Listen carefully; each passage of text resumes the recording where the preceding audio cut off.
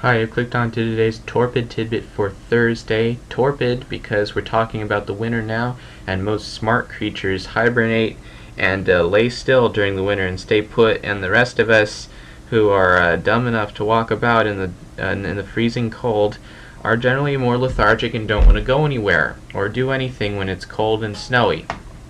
So we're looking at the ocean temperature profile now for the winter. Notice the cold horseshoe of cold sea surface temperature anomalies along the west coast of North America. This is a typical PDO signature with warm water east of Asia over here in La Nina in the equatorial Pacific. This is a classic signal that we have not gotten to see for a significant period of time since the 1998 Super Nino that reversed to a La Nina, brought a cold PDO signal to the Pacific, and we haven't seen this in a long-term scale since back in the 70s when the PDO reversed to its warm phase for the last 3 decades. And what this means for us is when you get warm water east to Asia here, this indicates net upper ridging in this area of the Pacific. You get the cold water in the Gulf of Alaska means colder air, which lowers the pressures aloft because cold air being denser crowds closer to the surface, so you end up depressing the jet stream farther south over the northeast Pacific. You got your ridging here. This brings cold Arctic air in out of Siberia and the Arctic right into Alaska, and the strong jet into North America generally warms up the southeastern United States during the heart of the winter.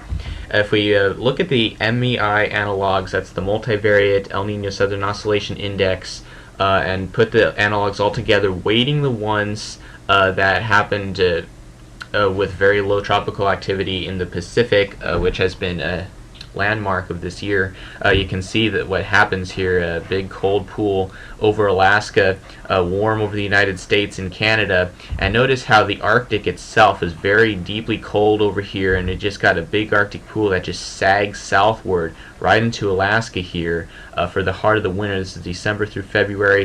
You can see the PDO signature of warm here, cold along the west coast of North America.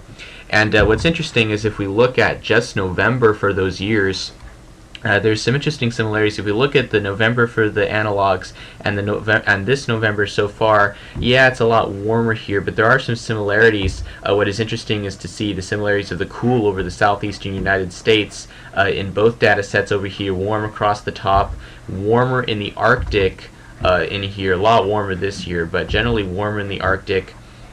Which is some interesting similarities to this November so far, and then we'll probably see the reversal during the heart of the winter to a more warm look down here and a much colder look in the Arctic. If we look over at the CFS forecast for November over here, the CFS has been having issues, so this November forecast is pretty wrong. It's much warmer up here than it has been, and it's a lot colder here than they say it's going to be. We go out to December. December looks pretty decent over here. You get some cool air into the eastern United States. I'm sure you've all heard a lot about that recently. Might be a little warmer up here in Alaska during that time. It might take a little while to get the cold air in. When things really will start to cool down will probably be after Christmas time. The CFS warms us up a little bit for January and keeps cold air in the eastern United States. I think this will change sooner than it has it, but by February, notice what happens. We start warming up across the south, and look at the cold pool that starts setting up over Alaska and western Canada over here. And February and March is just deep, deep cold for our area of the world. And this is the CFS telling us, this is basically showing one of the worst winters Alaska will have had for decades. Notice the warmth over here, a very classic cold PDO signal for the latter part of the winter.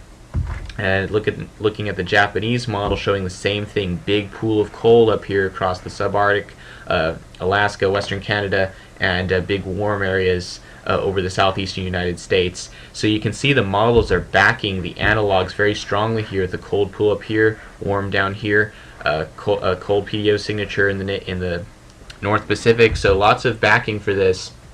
And another interesting thing to look at over here, let's see, get over here. This is the Antarctic Oscillation, the AAO. This is the cousin of the Arctic Oscillation, which we are all familiar with here in the northern hemisphere, but this is in the southern hemisphere dealing with Antarctica.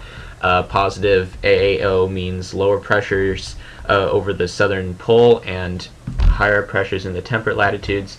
And you can see that we've gone very far positive during their winter, which is now ending. This is the highest positive values that they have seen down there in recorded history. They've never had it this high. There were some values in the weeklies that were going up over +4 during some of these months. It's been pretty interesting to see down there. And if we look at the anomalies, which I forgot to zoom in for you here, let's see if I can get this pulled up a little bit.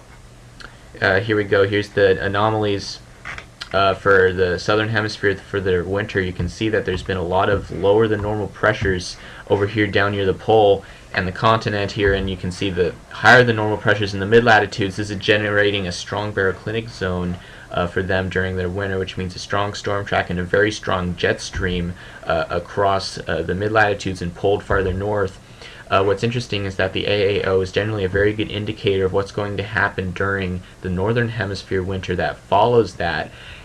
Generally been a good predictor of that, so it's going to be interesting to see if this correlates to what is currently a positive AO right now, turning and reversing into a negative AO, where we get lower pressures over the Arctic, higher pressures in the mid-latitudes, and creating a stronger jet with strong storm tracks. And what that generally does is it floods the continents with more warm air and keeps cold air pooled to the north, but it means the Arctic regions like Alaska, Siberia, and northwestern Canada would get very, very cold, and that's what we're seeing on the models and what is supported by the analog package for this winter. So it's going to be interesting to see what unfolds, and we shall see what happens. Alright, that's it for today. Thanks for watching.